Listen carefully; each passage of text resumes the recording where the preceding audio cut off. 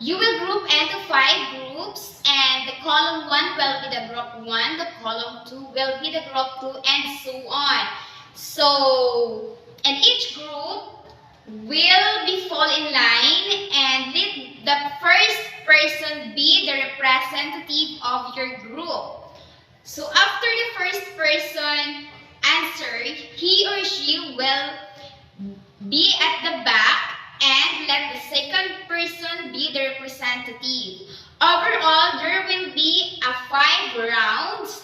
So you will need to answer all the rounds very quick because this is a speed test. So now let's begin. So 7 plus 5, okay, 12. 4 plus 9 equals 13, okay, very good. 40 plus 28 equals 42, okay. 11 plus 5 plus 22 equals, okay, 38, very good. Okay, 5 plus 2 plus 4, okay, 11. Okay, so I must say that your addition skills are all improving. So in relation to that, we will have an activity, so please answer this for 3 minutes in a scratch paper.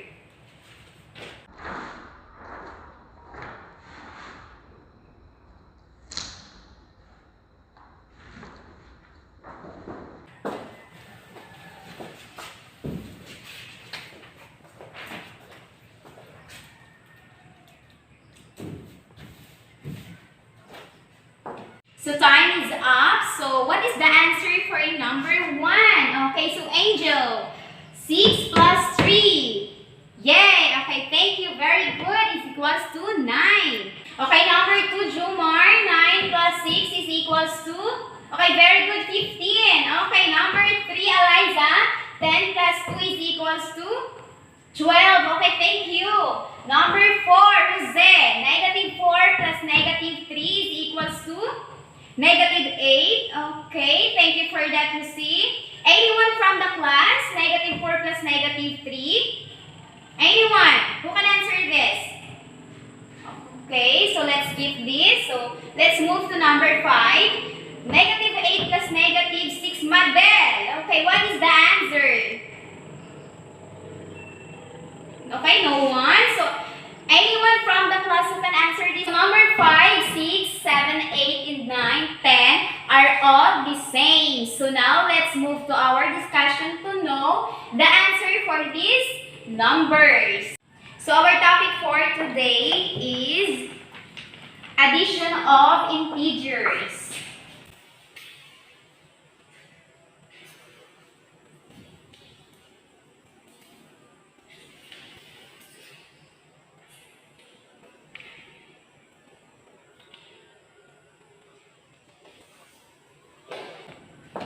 So, but before that, let us have our objectives.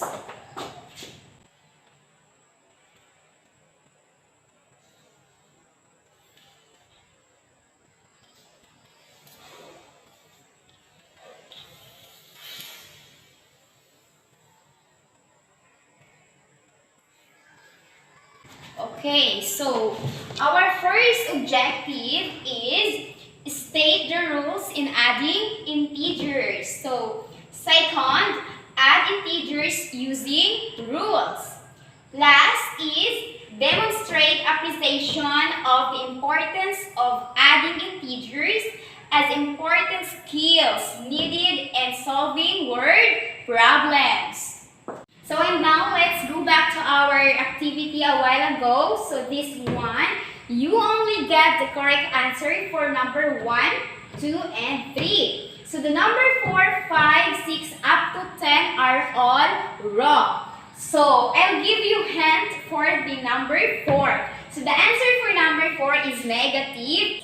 So why do you think the answer is negative 7? So yes, Jumar. Okay, yes, very good. Okay, so you just added the absolute value and just copied the sign. So since they are the same sign, you just copy the sign of the two absolute value. Okay, so why do you think, or what do you think the first rule in adding integers? Yes, Eliza.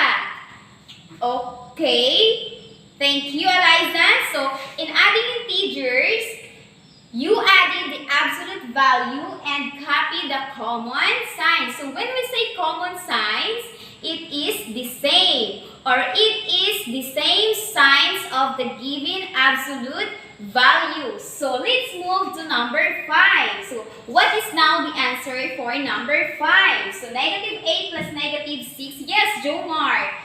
Okay, yes. Thank you, Jomar. Negative 14. So this is the application for the rule number 1. Okay, so now let's move to the number 6. So what do you think the answer for the number 6? So negative 11 plus positive 1. So what did you see in number 6? Yes, you see? Okay, very good. They have different signs. So what is now the answer? Yes, Eliza. Okay, very good. Negative 10. Where did you get negative 10? Okay, so thank you, Eliza. So you just copied the sign of the greater number, which is negative 11, then subtract to the other number. So you got negative 10. So what is now the rule or the second rule for adding integers? Yes, Madel. Okay, very good. So in adding integers, you only add the two absolute value and copy the sign of the greater numbers. So thank you. So these are the rules in adding integers. So please take note these rules because this will be your guide in solving our activities. So in adding integers, the rule number 1, in adding integers, having like signs, add their absolute values and copy the common signs to the sum. So here is the example, which is 5 plus 3 is equals to 8. So as you can see in the illustration, so with 0 as the starting point, 5 units to the right and another 3 units in the same direction will result in 8 units to the right. So 5 plus 3 is equals to 8. So for the rule number 2, in adding integers, having unlike signs, get the difference of their absolute values and copy the sign of the number having greater absolute value. So the example is negative 9 plus 12 is equals to 3. So as you can see in the illustration, 9 units to the left and 12 units to the right will end at 3 to the right of 0 and 3. So negative 9 plus 12 is equals to 3. So is there any clarification, suggestions about the rules of adding integers? Okay, so no. Okay, so let's move to our activity.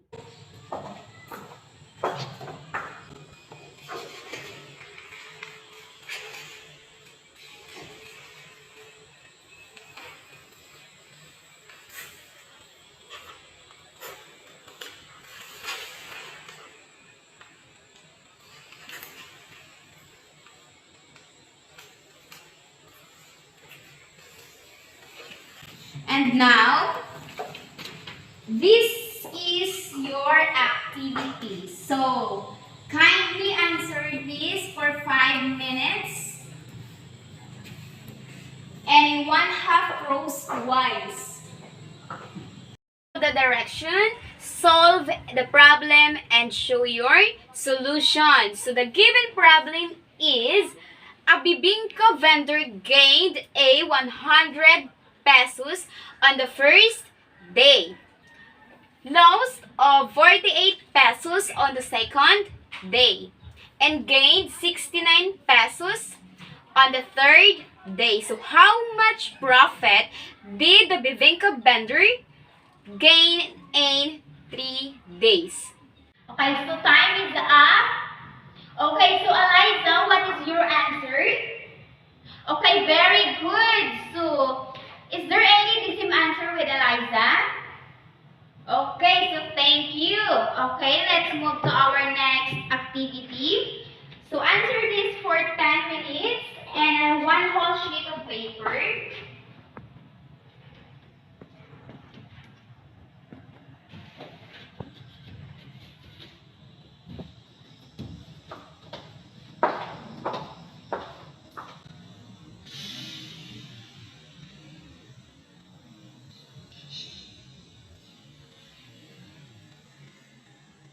Okay, time is up. Okay, all papers pass in front. 1, 2, 3. Okay, all papers are submitted.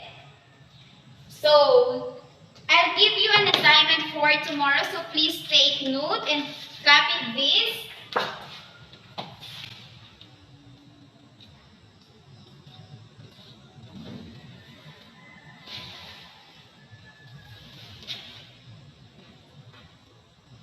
So as your assignment, in your 1/2 crosswise, construct one real-world problem wherein you can apply the concept of adding integers. So please be reminded with the criteria. So the originality is 10 points, then the accuracy is another 10 points. So a total of 20 points. So that would be all for today.